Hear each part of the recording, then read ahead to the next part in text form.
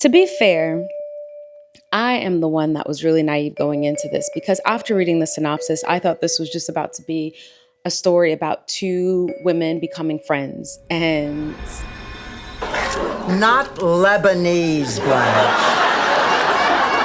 Lesbian. Lesbian. Lesbian. Lesbian. was it even really love if you didn't cut your hair off after the breakup? That is the question.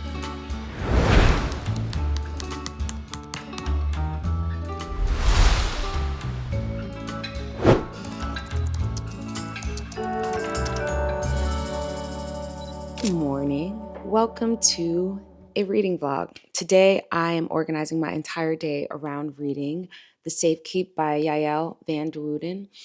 And yeah, I just really think I needed a day to chill, not think about anything, and I'm just going to get started with this book and perhaps finish it today.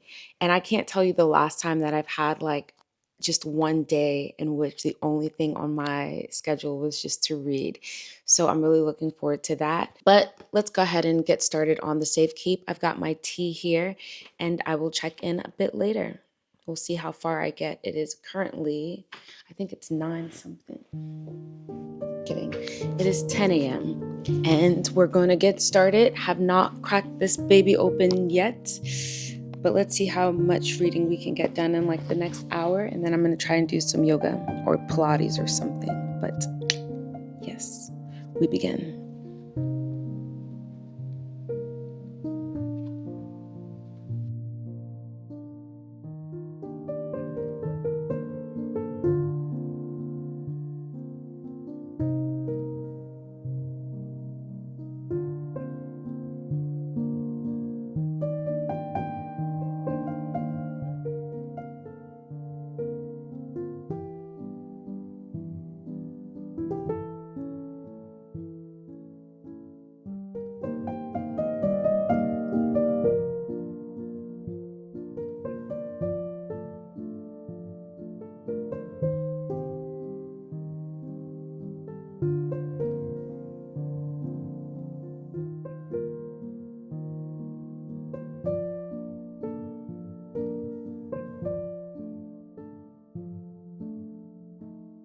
It is now 11:47 and I have read up to chapter 5, 58 pages.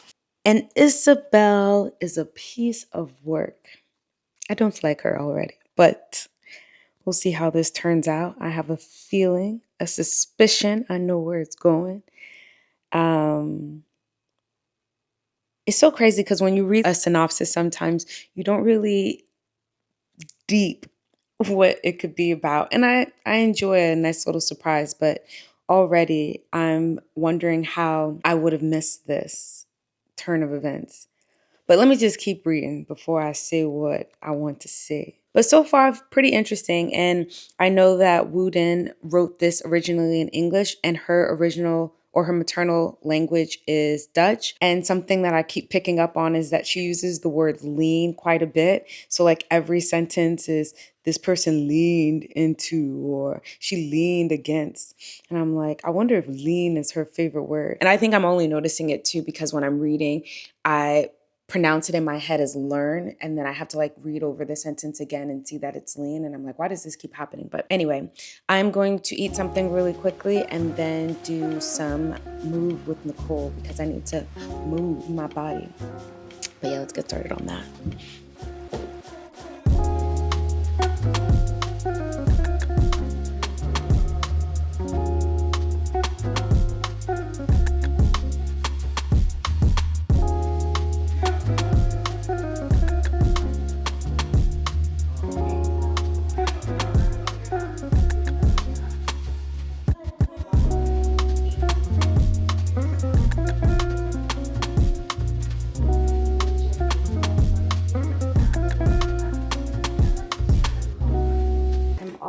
To the park. My favorite bookstore, Rosebud Bookshop in Porto, the only English bookshop, is having a Booknic. a picnic with readers where we just go and sit for a couple of hours in the park and we read. I'm gonna run to the supermarket and grab a snack and then join the festivities.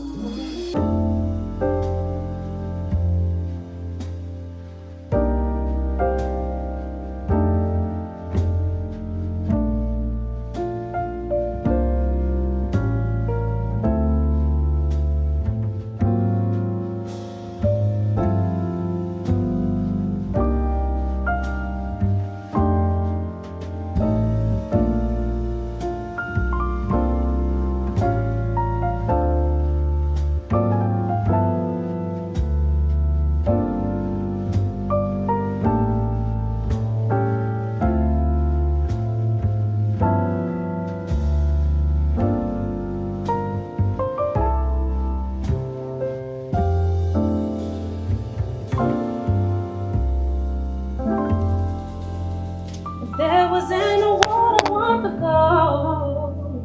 So it is 9:40. I have made it to chapter 10 reluctantly. I can't say I'm overly enthused about this one. I am really surprised though because when I heard that it was about two women, polar opposites, living in a countryside home, I had something entirely different in mind.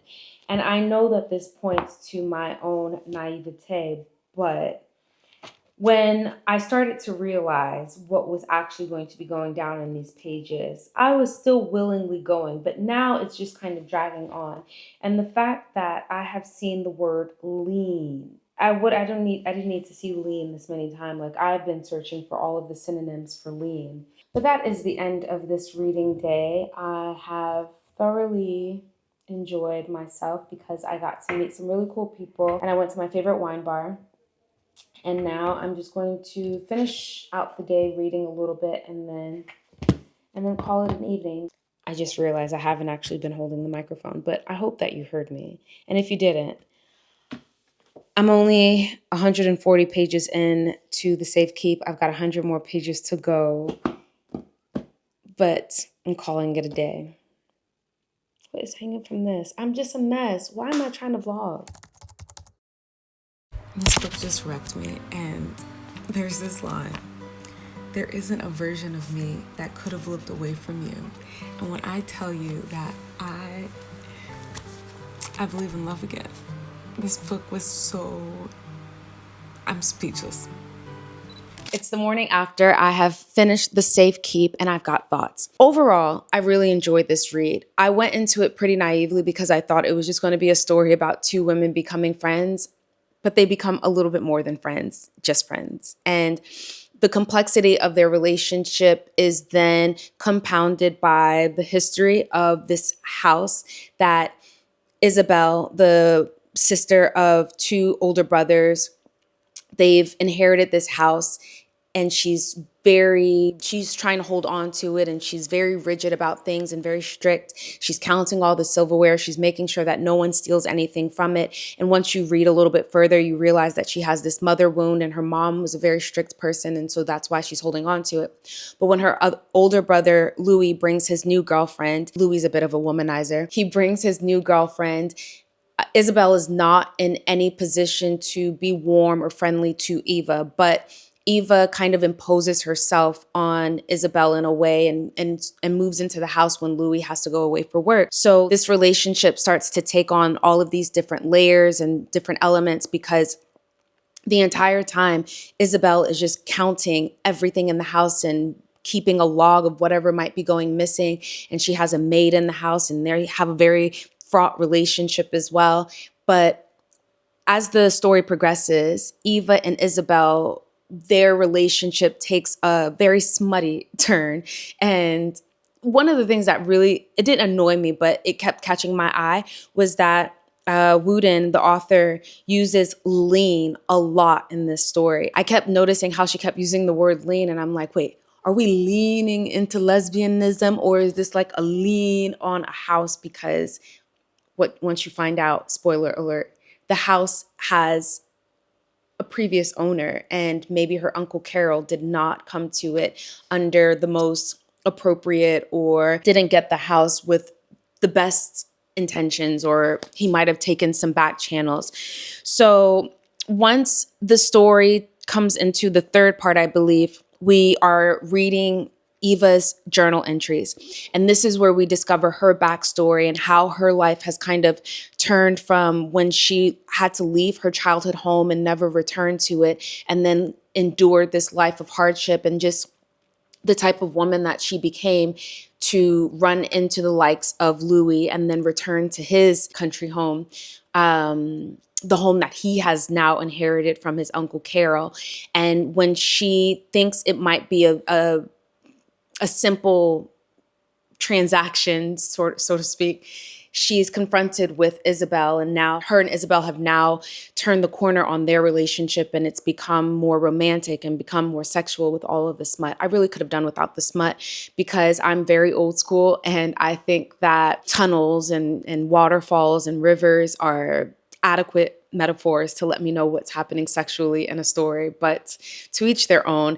And I nearly DNF'd it at that point, because I was like, where is this story going? But once we get to Eva's journal entries, the story definitely pulls me back in, and it turned into this very unexpected contemplation of love and reparations, and just what would happen in that moment if the person that you've just fallen in love with tells you that the home you've been trying to hold on to this entire time actually is their childhood home that they were forced to evacuate because of these huge things that were happening in the world, because of the war, because their father was taken away during the Holocaust, and having to contend with all of these happenings that were no fault of your betrothed, of your love, of this person that you now have given yourself a regrettable haircut over.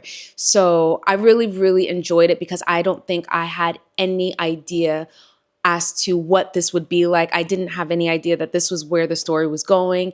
And it was just a really unexpected, thought-provoking, and quite beautiful experience to really be immersed in this idea of love and reparations. And yeah, so whether or not all of the leaning that was going on was in fact leaning into lesbianism, or leaning on, who's owed what property, the Safekeep, very, very good read. I would definitely recommend it. If people don't like smut, I would just say let your eyes glaze over chapter 10, and and actually it's even before then.